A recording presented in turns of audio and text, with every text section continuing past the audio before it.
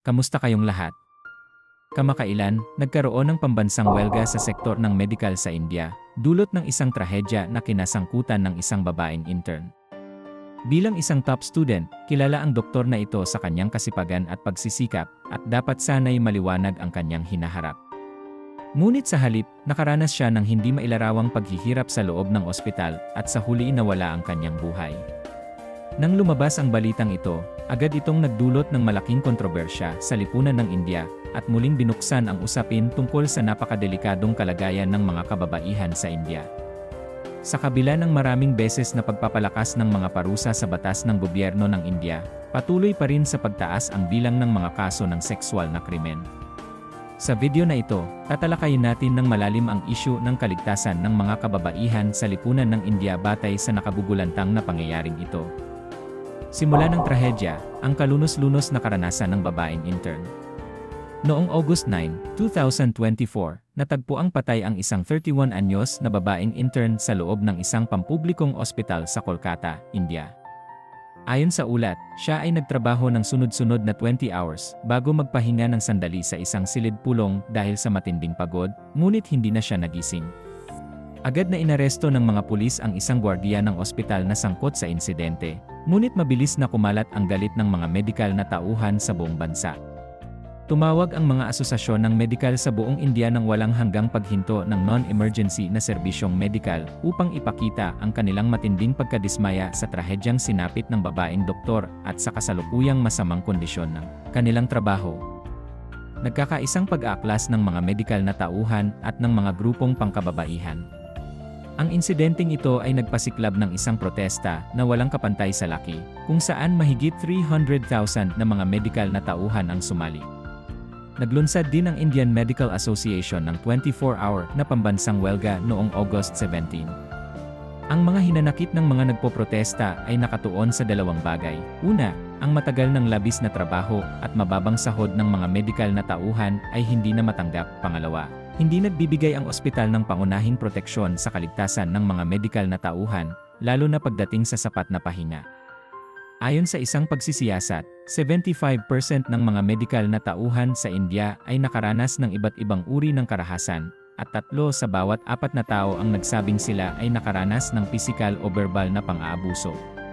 Ang nakakagulat na porsyentong ito ay nagpapakita ng matinding kawalang katiyakan sa loob ng industriya ng medikal.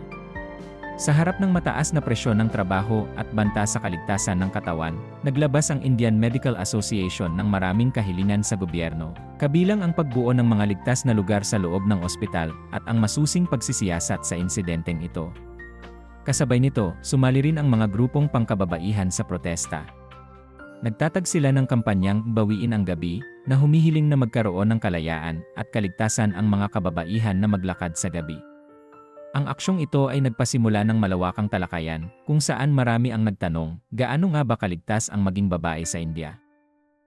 Baliktanaw, ang pagkakasangkot ng 7 tao sa panggagahasa ng isang Espanyol na aktres. Noong March 1 ng taong ito, isang 35 anyos na Espanyol na aktres ang naglabas ng video sa social media upang magreklamo. Sinabi niya na sila ng kanyang asawa ay mga sikat na vloggers na mayroong daan-daang libong followers online. Kamakailan, naglakbay sila sa India para magbakasyon. Pinuri pa nga niya ang kagandahan ng Taj Mahal at inisip na maganda ang India. Ngunit nang mag-camping sila ng kanyang asawa sa isang liblib na lugar, nilusob sila ng 7 lalaki.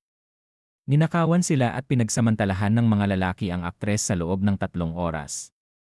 Ang kanyang mukha, ulo, at katawan ay nabalutan ng similya, maging ang kanyang damit ay basang-basa na rin. Pinilit pa nilang panoorin ng kanyang asawa ang buong karahasan. Pagkaalis ng 7 lalaki, nag-report ang mag-asawa sa pulisya, ngunit tila hindi ito pinansin ng mga pulis sa India. Dahil dito, gumawa sila ng video at inilahad sa buong mundo ang kanilang malagim na karanasan sa India. Baliktanaw, mula sa kaso ni Damini hanggang sa kasalukuyan. Ang kasong ito ay nagpapaalala sa atin ng sikat na kaso ni Damini noong 2012, na naging usap-usapan sa buong mundo. Isang babaeng estudyante na nagngangalang Damini ang ginahasa ng 6 na lalaki sa isang bus sa Delhi, at sa huli namatay siya dahil sa matinding pinsala. Ang insidenteng ito ay nagdulot ng malawakang protesta sa buong India, kung saan milyon-milyong kababaihan ang lumabas upang ibahagi ang kanilang mga karanasan sa panggagahasa o sexual harassment. Dahil sa malawakang panawagan ng publiko, napilitan ang gobyerno ng India na magsagawa ng mga reforma sa batas na nagresulta sa mas mahigpit na mga parusa para sa mga sexual na krimen. Sa kabila ng patuloy na paghihigpit sa mga batas, nananatiling malala ang sitwasyon ng mga sexual na krimen sa India. Ayon sa datos, ang conviction rate para sa mga kaso ng panggagahasa sa India ay nasa 27% lamang, at karamihan sa mga kaso ay walang nararating. Dahil sa mabagal na proseso ng hustisya at kakulangan sa pagpapatupad ng batas, maraming kababaihan ang nag-aatubiling mag-ulat ng mga krimen.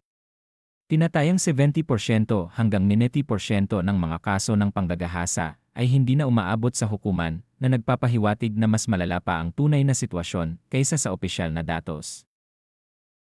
Mga hamon sa sistema ng pagpapatupad ng batas at hustisya, ang walang kapantay na dagsa ng sexual na krimen.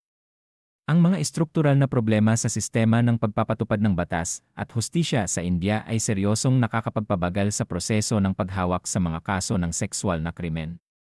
Ayon sa isang ulat ng CNN noong 2020, mayroon lamang 158 na pulis para sa bawat 100,000 tao sa India, na isa sa pinakamababang bilang sa buong mundo.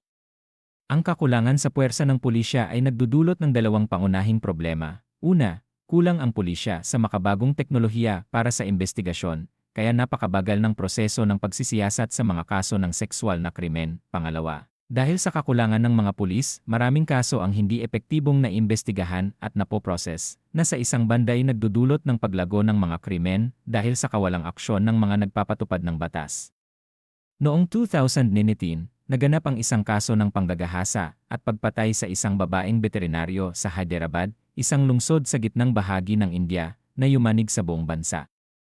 Gayunpaman, mabagal ang naging tugon ng pulisya na nagdulot ng pambansang galit. Sa huli, nakuha ng pulisya ang suporta ng publiko nang ianunsyo nilang napatay nila ang 4 na suspect matapos subukang agawin ang mga baril ng pulis. Ngunit ipinakita rin nito ang kawalan ng tiwala ng mga tao sa sistemang panghustisya ng India. Maraming tao sa India ang naniniwala.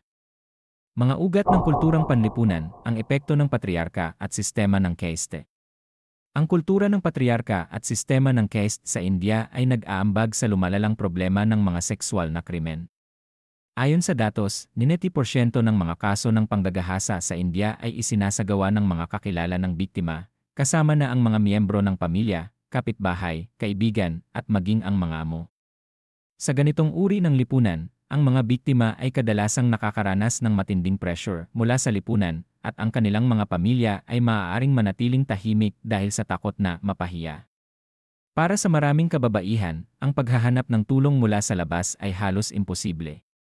Bukod dito, malaganap sa tradisyonal na kultura ng India ang kaisipan ng pagsisi sa biktima. Lalo na sa mga rural na lugar, ang mga biktima ay madalas na itinuturing na kahihiyan ng kanilang pamilya at maaari pang maranasan ang pang-aabuso o pag-abandona mula sa kanilang mga kamag-anak. Kahit na sa mga malalaking lungsod, marami pa rin ang naniniwala na ang mga kababaihan ay dapat na magbihis ng maayos upang maiwasan ang paghikayat ng krimen. Isa pang malaking salik sa problema ng sexual na krimen sa India ay ang sistema ng caste.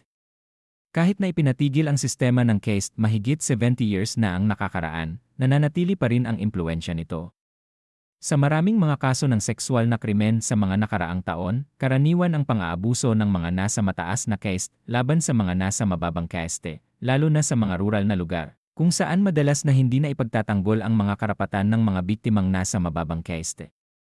Ang mga pinagsama-samang salik na ito ay nagpapahirap sa paglutas ng problema ng sexual na krimen sa India. Ang pang-ekonomiyang gastos ng hindi pagkapantay-pantay ng kasarian. Ang hindi pagkakapantay-pantay ng kasarian sa India ay hindi lamang banta sa seguridad ng lipunan, kundi isang malaking hadlang din sa pag-unlad ng ekonomiya ng bansa. Ang participation rate ng mga kababaihan sa India sa lakas paggawa ay isa sa pinakamababa sa buong mundo, at ang kanilang kontribusyon sa GDP ay mas mababa sa global average. Ang ganitong uri ng hindi pagkakapantay-pantay ng kasarian ay seryosong nagpapabagal sa pag-unlad ng bansa at nagpapahirap sa proseso ng pagpuksa ng kahirapan sa India. Konklusyon.